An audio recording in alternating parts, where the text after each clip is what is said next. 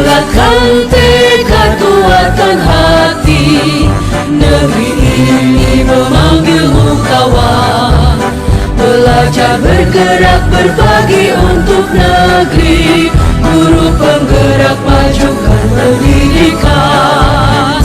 Guru penggerak menghamba pada murid. Kreatif rancang pembelajaran. Hargai potensi, tingkatkan prestasi.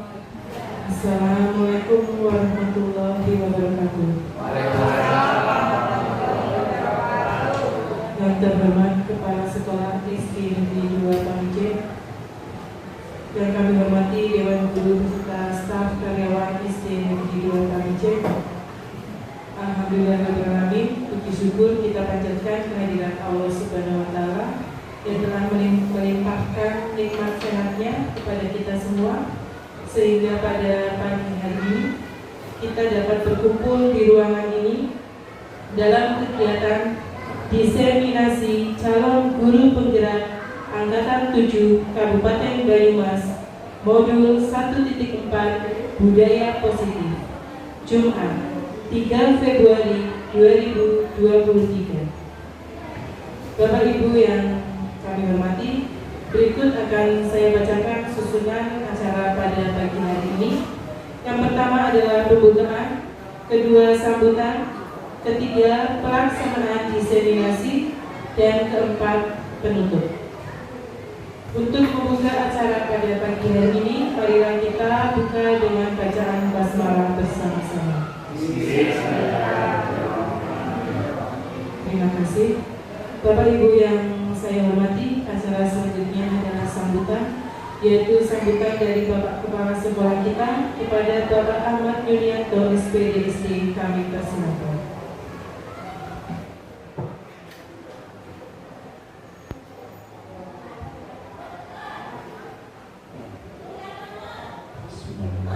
Assalamualaikum warahmatullahi wabarakatuh. Alhamdulillah wa syukurillah la haula wala quwwata illa billahil azim. Yang saya hormati Ibu Diah Widianingsih SPD dan Bapak Muhammad Mahfudnur SPD selaku peserta CGP Angkatan 7 dari SDN 2 Pamijen, Kecamatan Bageladen, Kabupaten Banyumas. Dan juga yang saya hormati Dewan Guru dan Tenaga Pendidikan SDN 2 Pamijen.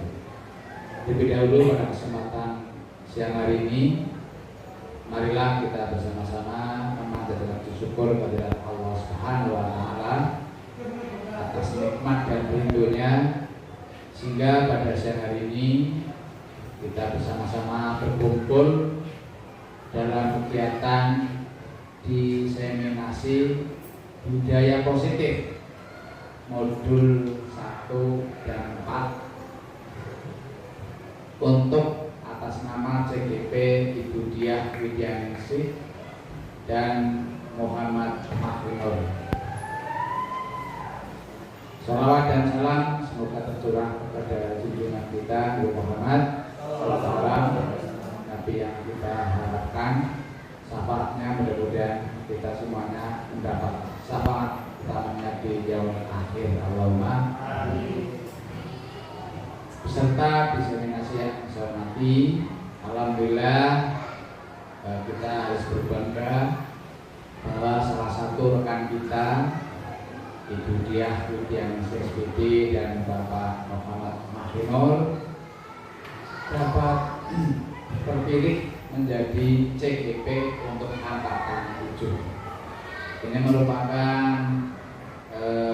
pilihan ya dari sekian ribu peserta yang mengikuti seleksi. Ini dari Bapak saja untuk Angkatan 7 hanya 5 Pak ya. 5 untuk SD kita yang lolos 2. Ini merupakan kebanggaan bagi SD 2 Pamijen ya. Dan ini program ini harus kita sukseskan karena termasuk program unggulan dari Mas Menteri kita, dari Mendikbud Dikti kita, ya. Ini harus kita sukseskan, ya. Sekali lagi selamat, terutama kepada beliau berdua yang telah menjadi peserta CGP Angkatan 7. Sekali lagi ini merupakan penghormatan dan pilihan, ya. Mungkin dari sekian ribu di Banyumas yang bisa lolos mungkin tidak sampai ratusan, ya. Ratusan jumlahnya berapa? Anu? Sekitar 7 bulan. Dari sekian ribu sekitar, kalau untuk guru di Kabupaten Banyumas sekitar 8.000 guru, ya. Itu yang lolos angkatan 7 sekitar kurang dari 100. Ini termasuk pilihan, ya. Untuk bantu latihan saja dari hampir 300 guru yang bisa lolos menjadi peserta CGP angkatan 7 itu hanya 5. Kita 2. Ini top, ya pokoknya, ya. Dan mudah-mudahan dengan adanya perwakilan dari SD kita yang menjadi CGP, mudah-mudahan berpengaruh positif untuk SD kita, ya. Terutama untuk dalam hal-hal pembelajaran yang terkini. Ini harus lebih unggul dari SD yang lain, ya. Karena harapan dari pemerintah, CGP itu adalah menjadi penggerak di SD masing-masing. Terutama ini di sini tentang budaya positif bagi anak-anak kita, ya. Walaupun sebelum ada CGP, budaya positif juga sudah dilaksanakan di SD kita, tapi belum maksimal. Alhamdulillah dengan adanya CGP angkatan 7 ini banyak sekali perubahan-perubahan yang hubungannya dengan budaya-budaya yang baik bagi SD kita. Ini dapat saya contohkan acara, ya. Acara yang tadinya tidak rutin setiap hari Senin dan hari-hari besar, sekarang dengan adanya guru penggerak sudah dilaksanakan secara rutin. Dan ditambahi bahkan setiap minggu sekali kita menyapa anak untuk seluruh siswa di SDN 2 Pamijaya. Kemudian budaya yang lain, pembiasaan yang lain, misalnya dalam bidang keagamaan. Sekarang juga saya setiap hari mendengar ini, terutama dari guru PAI Bapak Muhammad Makrinur, itu saya dengar itu dari musola setiap hari untuk kelas rendahnya. Di situ ada hafalan surat pendek, ya, kemudian latihan wudhu dan lain-lain. Itu bagus sekali, kebiasaan bagus sekali, ya. Untuk kelas tingginya ini juga sudah secara istiqomah melaksanakan sholat zuhur berjamaah, termasuk juga latihan-latihan yang lain, ya. Ini intinya ini baru menjadi CGP saja sudah berpengaruh positif kepada SD kita, ya, terutama seperti saya sampaikan. Kemudian yang lain, misalnya untuk latihan pramuka juga sudah secara rutin, ya. Tambahan pelajaran yang hubungannya dengan karakter anak juga sudah rutin dan sudah ada hasilnya. Ini terbukti kemarin pada waktu lomba MAPSI dari 27 SDMI di Banyuraden kita termasuk peringkat 3. Ini juga pengaruh jadi adanya calon guru penggerak, ya. Dan mudah-mudahan ini juga budaya positif ini tidak hanya untuk CGP saja, kemudian teman-teman guru yang lain juga akan bisa mengikuti, bisa mencontoh teman-teman yang sudah dapat ilmu duluan, ya.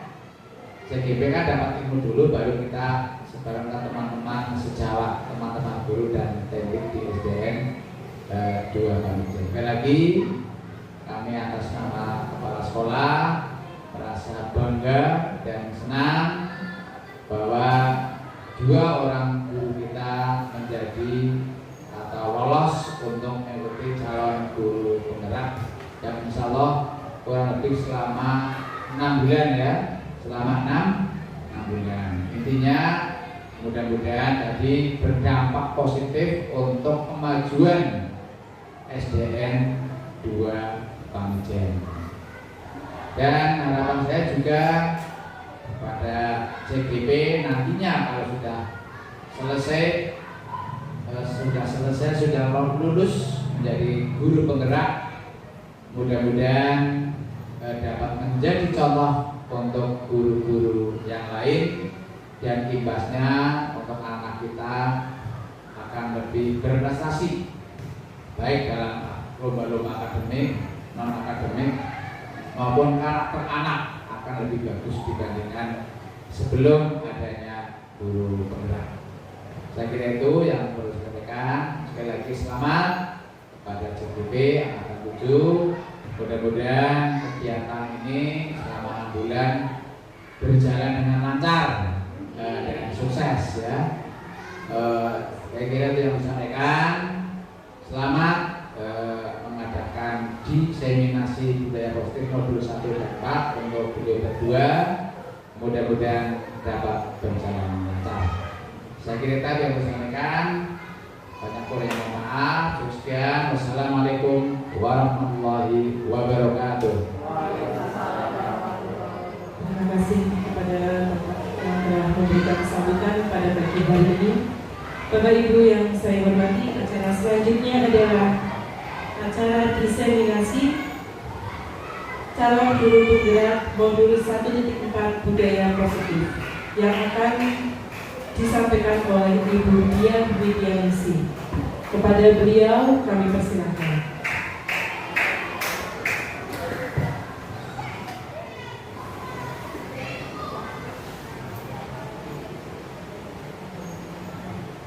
Terima kasih atas waktu yang diberikan.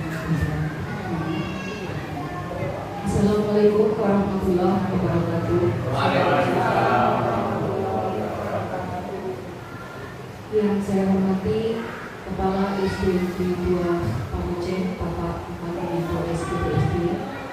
Yang saya hormati Bapak dan Ibu guru dengan guru SDN 2 Pamijen dan tenaga pendidikan. Alhamdulillah pada hari ini, hari Jumat tanggal 3 Februari tahun 2023, kita masih diberi karunia oleh Allah Subhanahu wa Ta'ala berupa kesehatan dan kesempatan untuk melakukan aktivitas kita dengan lancar tanpa halangan suatu apapun. Tak lupa juga kami mengucapkan terima kasih kepada Bapak dan Ibu semuanya yang sudah menyempatkan waktu untuk mengikuti acara diseminasi budaya positif modul 1.4. Ini acara menyebarkan atau menyampaikan materi yang sudah kami terima, saya dan Bapak Muhammad Mahilur pada pendidikan calon guru penggerak Angkatan 7 Kabupaten Banyumas. Untuk modul budaya positif 1.4 ini sudah kami terima sejak bulan Oktober sampai dengan Desember, kurang lebih 3 bulan. Dan kami hanya sedikit, bukan bermaksud menggurui, hanya berbagi pengalaman untuk materi dan praktek. Lanjut. Salam dan Bapak dan bahagia Bapak Ibu semuanya. Kami menggunakan salam dan bahagia. Ini adalah kalimat yang selalu diucapkan oleh Bapak pendidikan kita, Bapak Ki Hajar Dewantoro. Dikandung maksud ketika kita memulai sesuatu dengan salam, kemudian kata-kata bahagia itu adalah bagaimana kita sebagai seorang pendidik harus menciptakan suasana yang bahagia bagi anak-anak kita. Nah, di sini Bapak Ibu tulisannya itu potret saya dan Pak Muhammad Mahilur. Kami berdua CGP Angkatan 7 SDN 2 Pamijen. Mudah-mudahan kedepannya kami bisa mendapat support dari mana sih dalam mendapat support mudah-mudahan kami bisa membagikan sedikit yang sudah kami terima. Berikutnya, dalam modul modul 1.4 ada 7 konsep kunci budaya positif. Yang pertama, perubahan paradigma belajar. Yang kedua, disiplin positif. Ketiga, motivasi perilaku manusia. Yang keempat, kebutuhan dasar manusia. Yang kelima, posisi kontrol restitusi. Yang keenam, keyakinan kelas. Yang ketujuh, segitiga restitusi. Lanjut. Budaya positif. Seperti apa yang tadi sudah disampaikan oleh beliau Bapak Kepala Sekolah, bahwa di SD kita jadi di Domanujen itu sudah banyak sekali sebenarnya budaya positif, ya. Hanya ada yang lambat laun itu aja, dan ada yang perlu dilestarikan gitu ya, ada yang sudah terus dapat berkembang. Di sini ada 3 poin. Budaya positif adalah suatu pembiasaan yang bernilai positif. Ya, tentunya Bapak dan Ibu semuanya itu sudah terlintas ya di pemikiran Bapak Ibu pembiasaan yang seperti apa. Nah, contohnya tadi sudah diungkapkan oleh Bapak Kepala Sekolah. Di contohnya pembiasaan sholat berjamaah untuk kelas atas, kelas 4, 5, dan 6. Kemudian latihan doa sholat, kemudian hafalan suratan pendek untuk kelas bawah, untuk kelas 1, 2, dan 3. Kemudian ada senam yang dilaksanakan setiap hari Rabu dan hari Jumat. Yang kedua, di dalamnya mengandung sejumlah kegiatan yang mampu menumbuhkan karakter murid. Ini karakter murid yang seperti apa? Bisa dicontohkan, misalnya pembiasaan untuk piket. Nah, di kelas itu ada jadwal piket. Anak-anak melaksanakan piket secara bersama-sama. Nah, itu menumbuhkan karakter gotong royong, ya, karakter gotong royong, ya, kerjasama. Yang ketiga, budaya positif perlu dibangun dalam suatu kelas dan sekolah.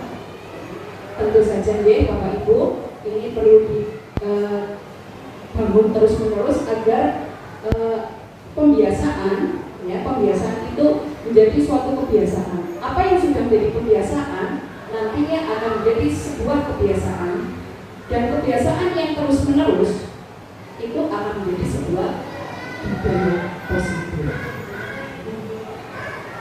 Nah, ini di sini ditampilkan dokumentasi budaya positif. Yang pertama, anak-anak sedang bersujud di situ, ya.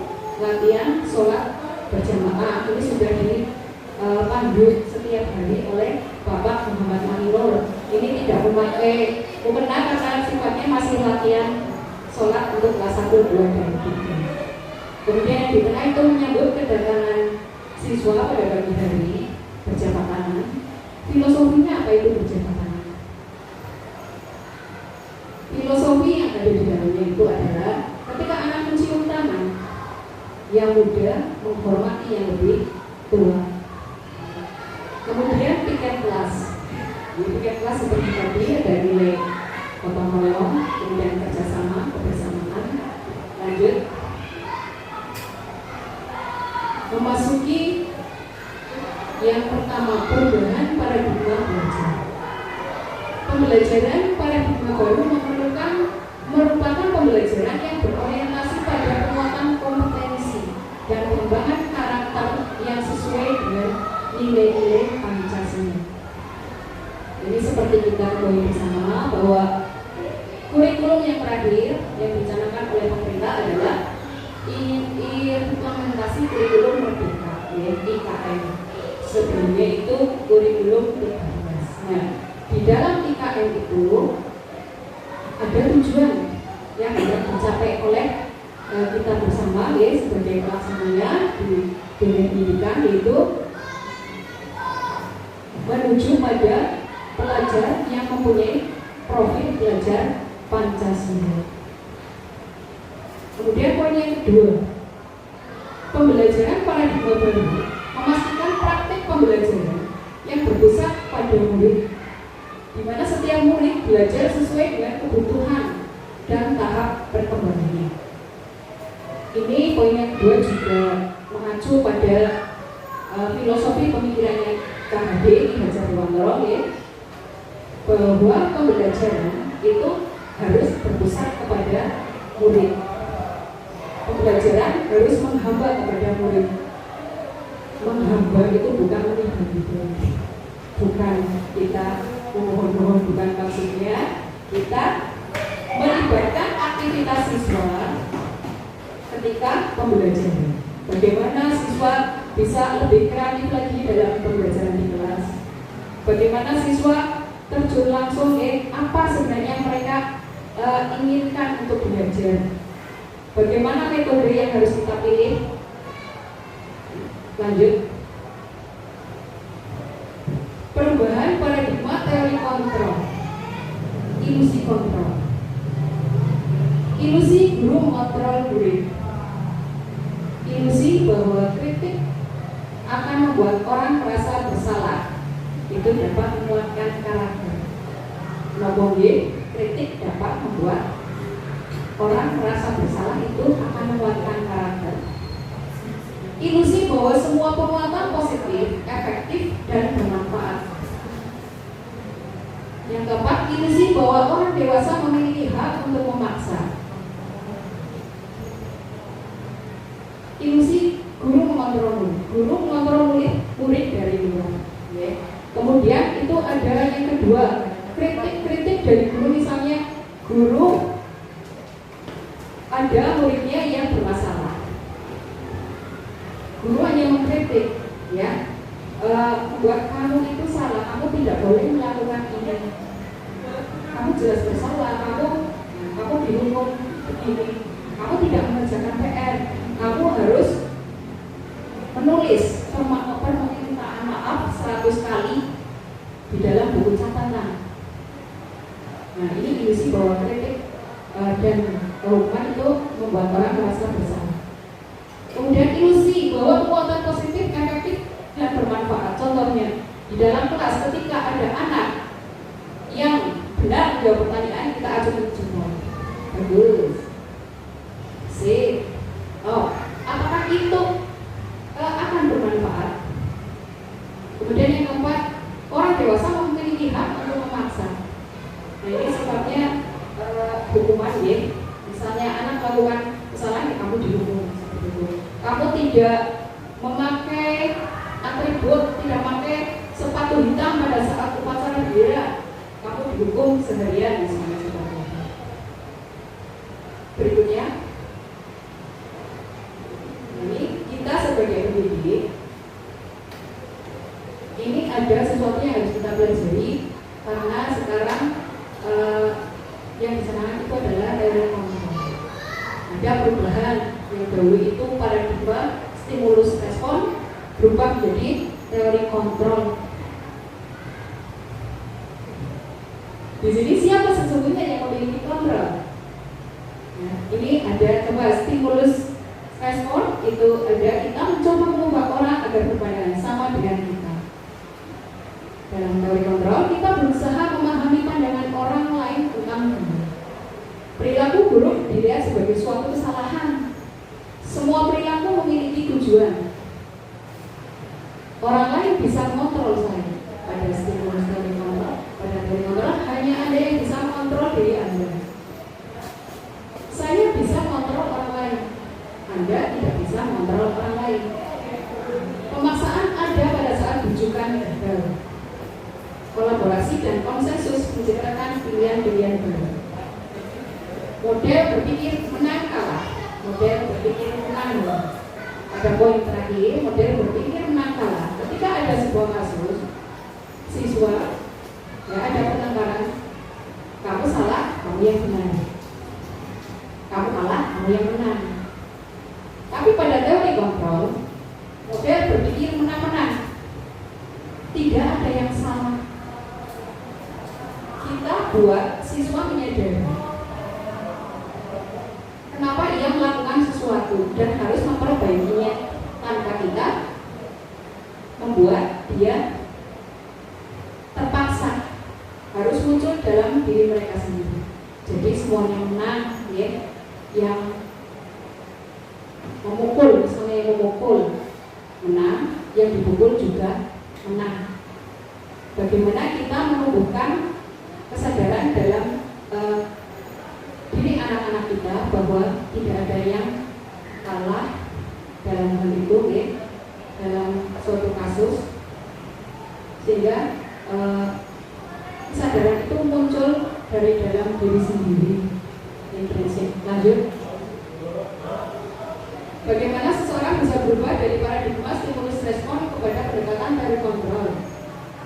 Bila kita ingin membuat kemajuan perlahan sedikit-sedikit, ubahlah sikap atau perilaku Anda. Namun bila kita ingin memperbaiki cara-cara utama kita, maka kita perlu mengubah makna acuan kita. Ubahlah bagaimana Anda melihat dunia, bagaimana Anda berpikir tentang manusia. Ubahlah paradigma Anda, skema pemahaman dan penjelasan aspek-aspek tertentu tentang realitas. Intinya, ketika ada permasalahan, kita harus melihat dari dua sisi. Seseorang melakukan kesalahan, itu pasti ada sebabnya. 2. Disiplin positif. Disiplin positif adalah proses pembelajaran. Disiplin positif merupakan pendekatan mendidik anak untuk melakukan kontrol diri dan pembentukan kepercayaan diri. Disiplin berbeda sama sekali dengan hukuman. Meskipun disiplin sering diterapkan dengan menggunakan teknik hukuman. Lanjut. Apa makna disiplin? Disiplin berasal dari bahasa Latin disciplina, yang artinya belajar. Maknanya berkonotasi dengan disiplin diri dari murid-murid Socrates dan Plato pada zaman dahulu. Disiplin dapat membuat orang menggali potensinya menuju tujuan apa yang dihargai. Namun, di dalam budaya kita, makna disiplin telah berubah menjadi suatu yang dilakukan seseorang pada orang lain untuk mendapatkan kepatuhan. Kecenderungan umum adalah menghubungkan kata disiplin dengan ketidaknyamanan, bukan dengan apa yang kita hargai atau pencapaian suatu tujuan ini. Lanjut. Disiplin positif akan melahirkan nilai-nilai kebajikan. Nilai kebajikan adalah sifat positif manusia yang merupakan tujuan mulia yang ingin dicapai setiap individu. Nilai bersifat universal, lintas bahasa, suku, bangsa, agama maupun latar belakang. Setiap perilaku atau perbuatan itu pasti memiliki tujuan. Ini adalah teorinya Dr. William Glasser pada teori kontrol. Dengan mainkan nilai kebajikan yang diyakini seseorang, maka motivasi intrinsiknya akan terbangun, sehingga menggerakkan motivasi dari dalam untuk dapat mencapai tujuan mulia yang diinginkan. Ini Brian Busan. Lanjut. Nah, di sini ada nilai-nilai kebajikan universal sesuai dengan tujuan pemerintah, yaitu mewujudkan profil pelajar Pancasila. Ada 6 profil pelajar Pancasila. Yang pertama, beriman dan bertakwa kepada Tuhan Yang Maha Esa, berakhlak mulia, mandiri, bernalar kritis, berkebinekaan global, bergotong royong, dan kreatif. Lanjut. 3. Motivasi perilaku manusia.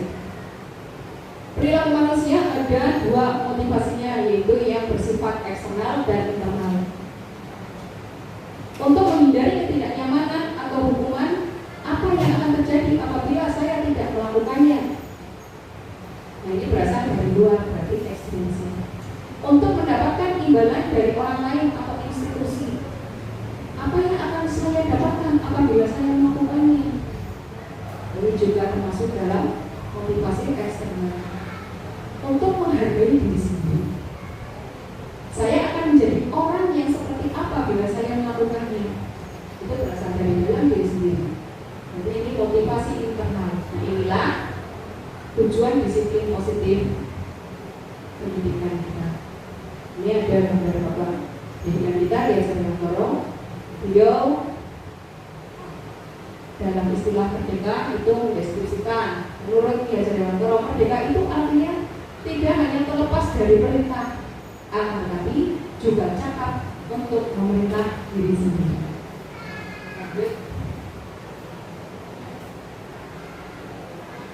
Hukuman, konsekuensi, dan restitusi. Apa perbedaan hukuman dan konsekuensi? Hukuman adalah sesuatu yang menyakitkan harus terjadi. Konsekuensi adalah sesuatu yang harus terjadi. Hukuman membuat anak sakit, baik yang sifatnya fisik maupun hati, untuk jangka waktu yang lama. Sementara konsekuensi membuat anak merasa tidak nyaman dalam jangka waktu yang pendek. 3. Hukuman adalah anak jadi membenci kedisiplinan. Pada konsekuensi anak menghargai disiplin. Hukuman adalah paksaan. Pada konsekuensi stimulus memunculkan tanggapan. Hukuman mendorong anak menyakiti diri sendiri. Konsekuensi mendorong anak agar mudah menyesuaikan diri. Hukuman adalah konsep diri yang buruk, sementara konsekuensi adalah konsep diri yang baik.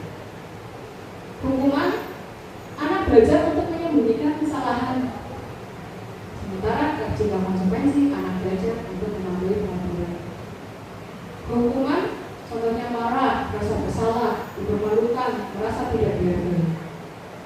Sementara konsekuensi anak kehilangan hak, dibuat tidak nyaman, diasingkan untuk sementara. Baik. Berikutnya, apa itu restitusi? Restitusi adalah proses menciptakan kondisi bagi murid untuk memperbaiki kesalahan mereka. Mereka bisa kembali pada kelompok mereka dengan karakter yang lebih kuat. Ini merupakan proses kolaboratif yang mengajarkan murid untuk mencari solusi bagi permasalahan mereka dan membantu murid untuk berpikir tentang orang seperti apa yang mereka ingin menjadi. Dia ingin menjadi apa, ini tujuan murid, dan bagaimana mereka harus memperlakukan orang lain. Lanjut. Ciri-ciri restitusi ada 9. Yang pertama, bukan untuk menebus kesalahan. Yang kedua, memperbaiki hubungan. 3. Tawaran, bukan paksaan. Yang keempat, menuntut untuk melihat ke dalam diri. 5. Mencari kebutuhan dasar yang berdasari tindakan. 6. Restitusi diri adalah cara yang paling baik.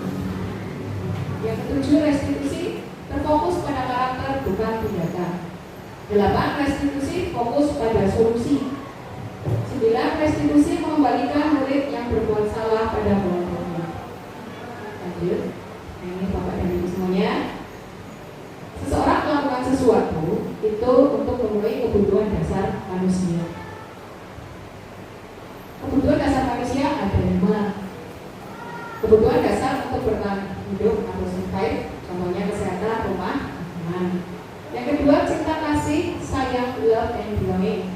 Kebutuhan psikologis, kebutuhan untuk mencintai, kebutuhan untuk memberi dan menerima kasih sayang. Kebebasan, freedom, yaitu kemandirian dan otonomi. Kesenangan, fun, kesenangan bermain, tertawa bersama teman-teman. Kekuasaan, power, yaitu keinginan untuk dianggap berharga, bisa membuat perbedaan, pencapaian, kompeten, dikakui. Berikutnya, nah Bapak dan Ibu, di sini ada kebutuhan dasar manusia yang disimbolkan dengan gambar-gambarnya ya. Nah ini akan dijelaskan oleh beliau Bapak Muhammad Mohaimin. Disilakan Bapak.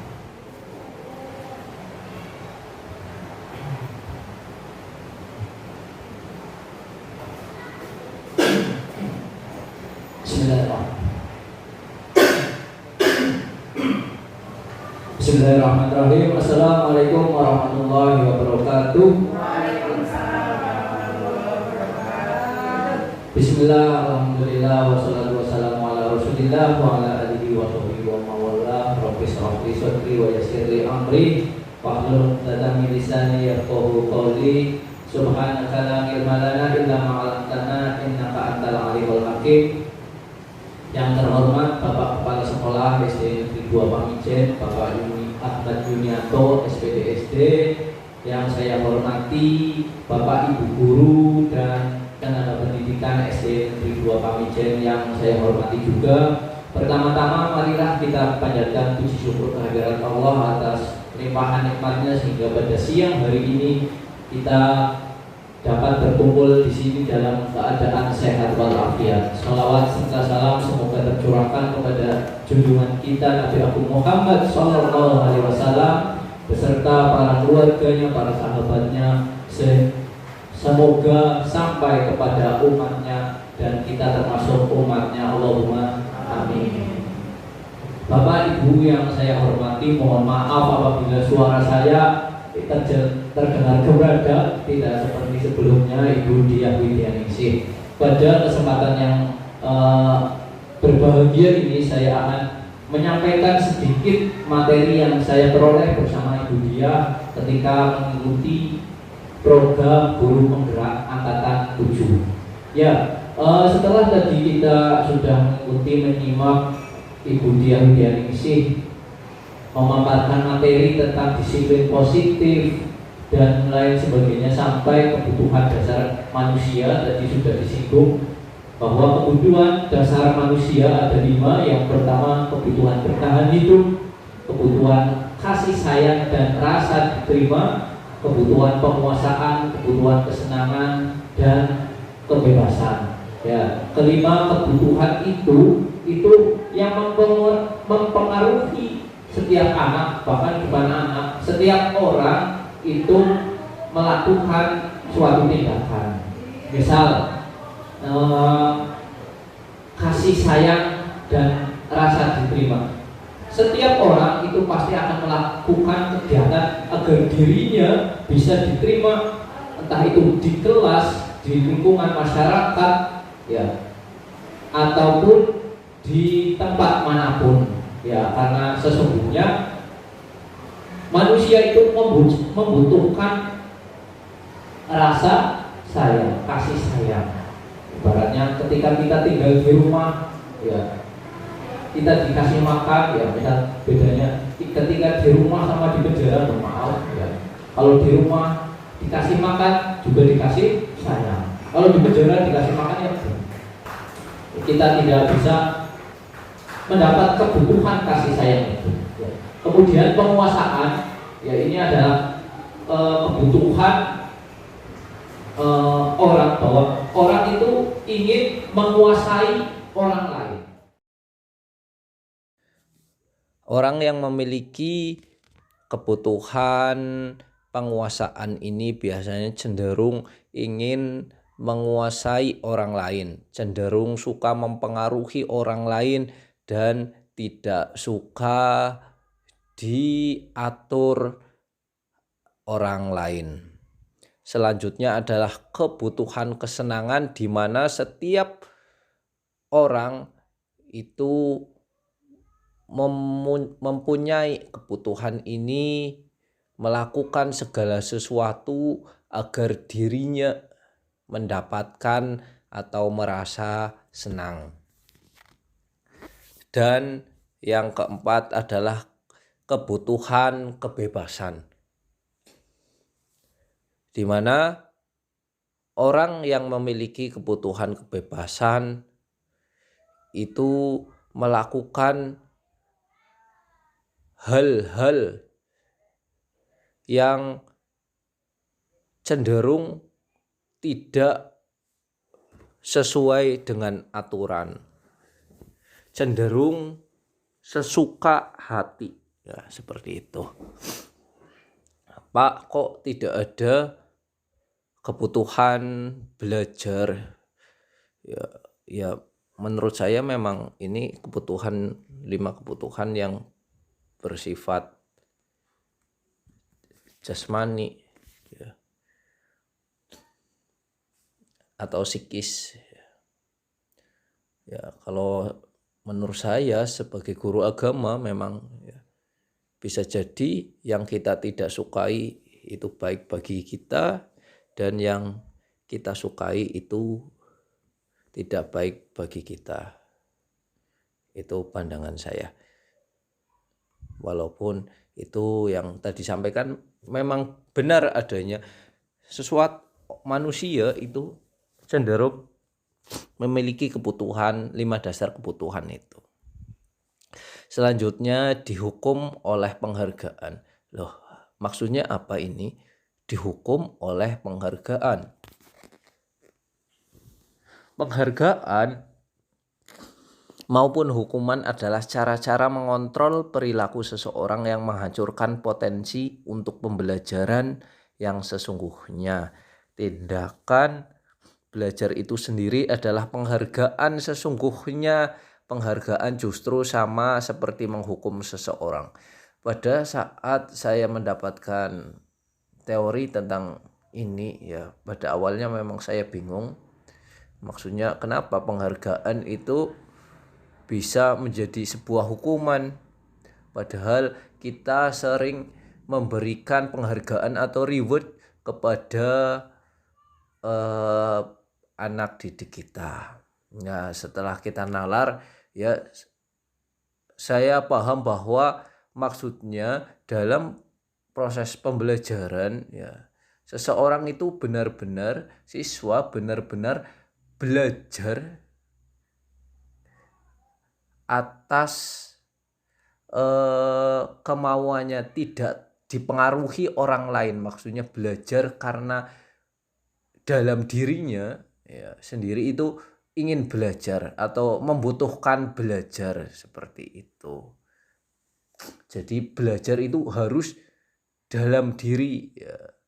Walaupun memang pada kenyataannya ya Bapak Ibu pasti ya, untuk anak usia SD belajar itu memang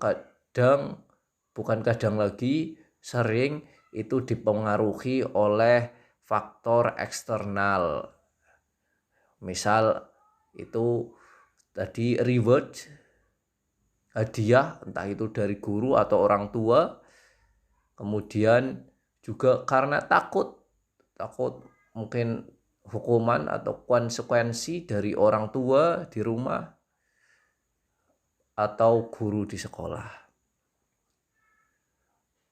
Kalau dari sudut pandang agama ya, teori ini luar biasa. Maksudnya misal seperti kita beribadah itu bukan karena mengharap balasan dari Allah, bukan karena mengharap reward berupa surga, bukan karena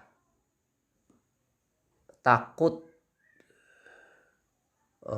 akan hukuman, punishment, yaitu neraka.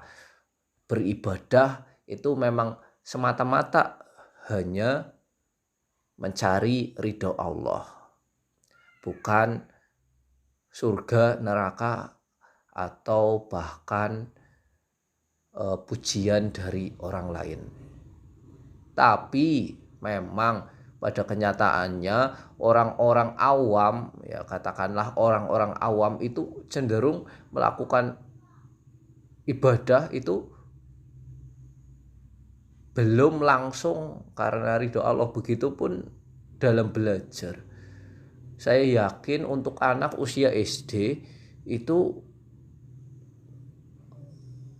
dalam belajarnya itu masih dipengaruhi oleh faktor-faktor eksternal berupa reward dan punishment itu.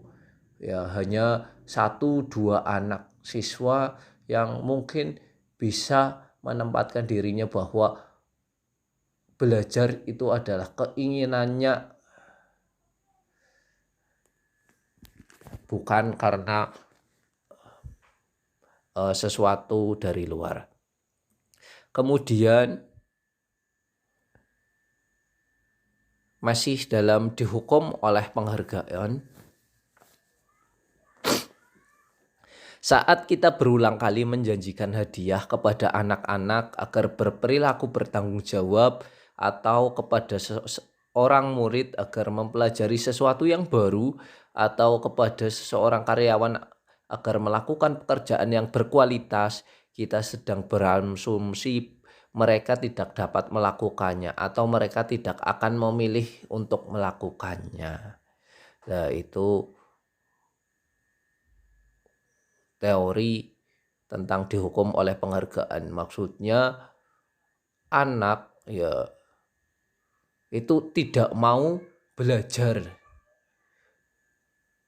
Ketika kita beri reward itu sebenarnya kan dia itu melakukan belajar itu dengan terpaksa ya, bukan karena ingin mendapatkan reward. Nah, itu maksudnya teori dihukum oleh penghargaan.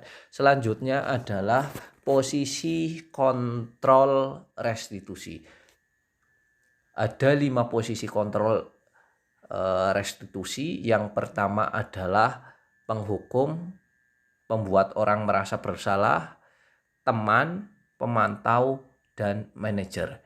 Dari kelima posisi kontrol ini memiliki efek yang berbeda-beda terhadap seorang siswa. Misal, dalam posisi kontrol penghukum, ya, seorang guru akan cenderung menghardik, menunjuk-nunjuk, ya, menyakiti, menyindir, nyinyir, dan lain sebagainya. Itu yang dapat menyakiti, ya, secara psikis atau bahkan fisik seseorang siswa. Ya, hal-hal itu dapat menyakiti. Ya. Kemudian posisi kontrol pembuat orang merasa bersalah. Ya.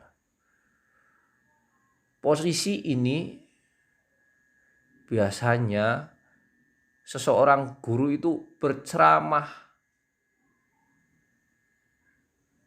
dan mengatasnamakan harusnya, kamu seharusnya, atau bahkan kecewa. Ini mengakibatkan seseorang siswa dalam dirinya akan timbul bahwa rasa gagal, bahwa dirinya itu gagal, identitas yang gagal. Kemudian yang ketiga, posisi kontrol sebagai teman. Guru yang memposisikan posisi kontrol sebagai teman, ya, cenderung akan lebih bersahabat dengan siswa, akan lebih dekat dengan siswa. Ini sangat baik, tetapi kedekatan ini ketika tidak memiliki batasan, ya, itu juga dapat membuat siswa itu kurang menghormati guru. Selanjutnya adalah posisi sebagai pemantau, di mana seorang yang menempatkan posisi kontrol sebagai pemantau itu biasa melihat atau menghitung-hitung keadaan realitas dengan aturan-aturan yang berlaku, yang tertulis, ya, seperti itu. Misal, apa aturannya, berapa menit telat, ya. Kemudian yang terakhir adalah posisi kontrol sebagai manajer. Dari kelima posisi kontrol ini, posisi kontrol manajer merupakan posisi kontrol untuk menghargai seorang siswa, di mana seseorang siswa yang mendapatkan masalah dibimbing agar dirinya mendapatkan solusi dan memperbaiki kesalahan yang dilakukan.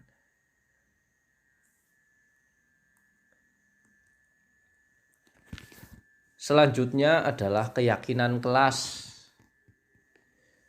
Keyakinan kelas adalah salah satu disiplin positif yang bisa kita terapkan dalam membangun budaya positif di sekolah. Dengan adanya keyakinan kelas, di setiap kelas diharapkan dapat mewujudkan tujuan pendidikan yang berorientasi kepada profil pelajar Pancasila. Ya, keyakinan kelas ini biasanya kita membuat kesepakatan. Dari kesepakatan kelas setiap awal pembelajaran, ya, saya sudah mempraktekkan di kelas 4, di kelas 5 juga sudah ada, di kelas 1 dengan Budiah juga sudah ada.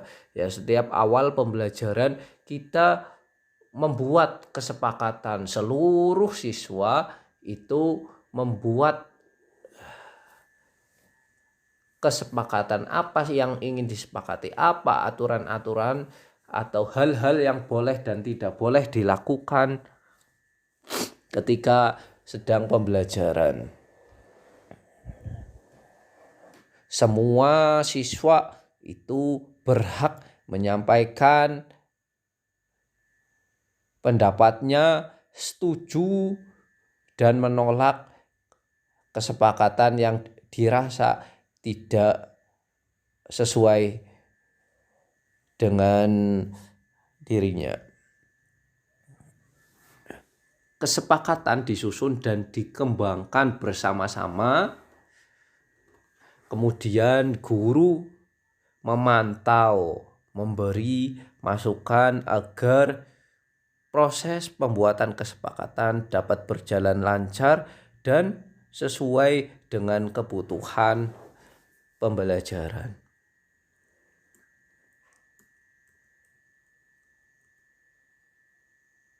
Kemudian yang terakhir adalah segitiga restitusi. Segitiga restitusi ya seperti namanya segitiga, ada tiga langkah restitusi. Yang pertama adalah menstabilkan identitas, di mana proses ini itu membuat anak yang merasa gagal karena berbuat salah menjadi positif terhadap dirinya. Biasanya dalam langkah ini guru berkata berbuat salah itu hal yang manusiawi. Ya. Kalau saya biasanya sebagai guru agama ya al-insan mahalul khata wa nisyan. Manusia tempat berbuat salah dan lupa. Kemudian bapak atau ibu juga pernah berbuat salah. Kita pasti bisa menyelesaikan permasalahan ini. Ya, ini adalah sedikit contoh yang seorang guru lakukan ketika anak berbuat salah dalam rangka menstabilkan identitas atau membuat anak yang merasa bersalah berpikir positif terhadap dirinya. Kemudian yang kedua adalah validasi kebutuhan. Di tahap validasi kebutuhan, seseorang guru membantu siswa mengenali kebutuhan yang ingin dipenuhinya agar ketika melakukan kesalahan itu dapat memperbaikinya. Guru dalam tahap ini biasanya berkata, kamu bisa saja melakukan hal yang lebih buruk, tapi kamu tidak melakukannya kan? Kamu pasti punya alasan mengapa melakukannya. Apa yang penting bagi kamu? Kamu boleh tetap berusaha menjaga sikap itu, tapi tambahkan sikap yang lain. Maukah kamu belajar cara lain untuk mendapatkan yang kamu butuhkan tanpa harus memukul dan lain sebagainya. Dan yang ketiga adalah menanyakan keyakinan. Seseorang guru membimbing siswa agar melihat kesalahannya, kemudian dihubungkan dengan norma sosial dan nilai-nilai yang mendasari manusia berinteraksi dengan orang lain. Ya, di tahap ini siswa belajar menggali keyakinan dalam dirinya tentang apa yang sudah dilakukannya, sehingga setelah seorang siswa memiliki keyakinan, diharapkan siswa tersebut tidak akan mengulangi kesalahan yang sama. Ya, demikian sedikit pemahaman tentang budaya positif yang kami peroleh selama mengikuti pendidikan guru penggerak. Kami yakin masih banyak sekali kekurangan yang ada dalam diri kami, ya tidak semua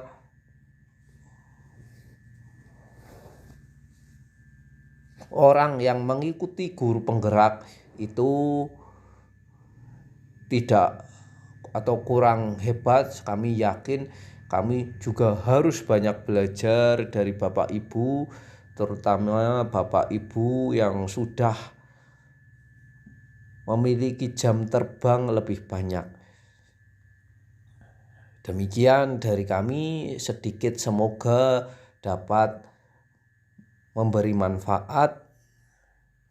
Wabillahi taufik wal hidayah wa ridho wal inayah. Wassalamualaikum warahmatullahi wabarakatuh.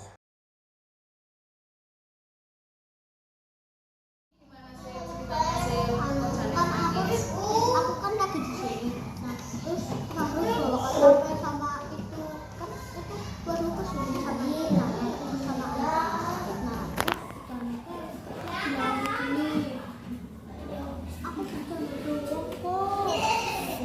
Nah, aku kan sama Pandu keluar. Aku itu apa namanya kalau ngatain ini yang salah benar. Akhirnya jadinya berapa? Janet kenapa minta Faru ngapain Janet?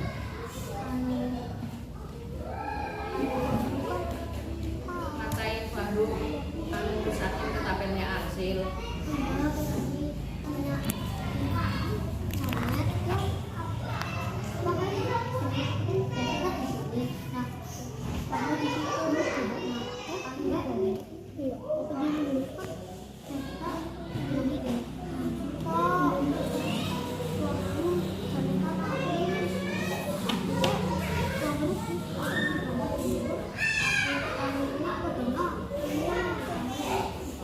Ini kan tadi katanya Janet nangis karena apa? Karena teman-temannya pada ini ya, pada Bayu apa? Baru nangis kayak gitu.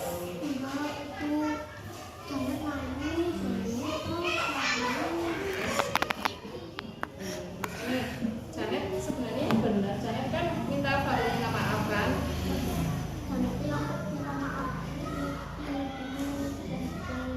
Iya. Oh, Janet yang minta maaf ke Faru. Kenapa Janet minta maaf ke Faru?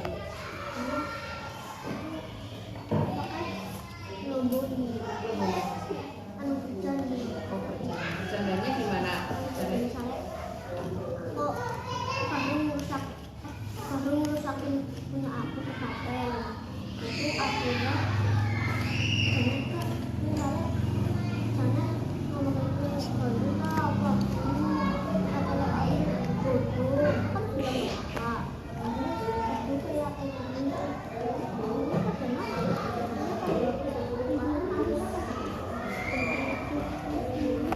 Ya, tapi Arsil nggak apa-apa kan mainannya rusak sama Faru ya? Iya. Ya, Janet kayak gitu ya. Arsil nggak apa-apa. Yang sering bermaafkan yuk. Ayo. Janet ini juga kan anaknya baik ya. Kali maaf sini Bu. Ini. Dia kamu kan anak pintar. Hah? Apa? Apa? Apa? Gimana? Di sini aja apanya? Maaf ya. Ya udah kamu jangan nangis. Kamu kalau terus-terusan nangis ya nanti baru jadinya nggak enak. Ya udah, jangan nangis terus. Yuk, kamu kan pintar. Nah, ya. Ayo, saling minta maaf sini. Nah, bertiga sini. Sil. Bapak Faru juga minta maaf udah merusakkan ini. Ini Arsil, Sil. Minta maaf ya. Udah ya.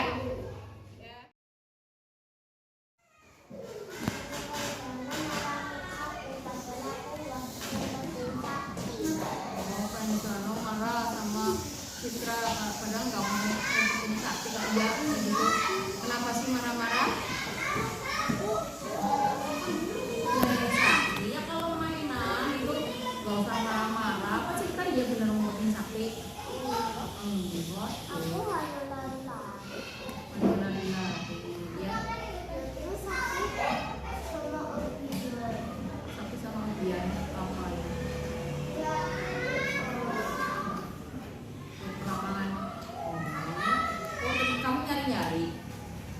Yang dicari lagi ke lapangan sebenarnya kamu Iya, oh. kan belum sama Adrian masih sama aku di situ. Tapi umpetan gitu gimana? Ya terus muncul di tembok. Tapi kenapa kamu marahnya sama Citra? Marah. Boleh nggak marah tanpa sebab? Enggak. Sini. Ayo. Ya. Jadi gimana tuh? Kasihan Citra sering dibentak-bentak. Ya. Ya. Kan Citra kasihan tuh ya. Kamu ditangkap sama Raket. Kalau kenapa kamu ngumpul sama Raket? Kenapa? Buat tahu salah. Bahaya. Apa? Kalau dipukul kepala dengan jangka bisa apa? Rusak. Dan kamu menyakiti orang lain, berarti kamu harus bertanggung jawab. Minta maaf.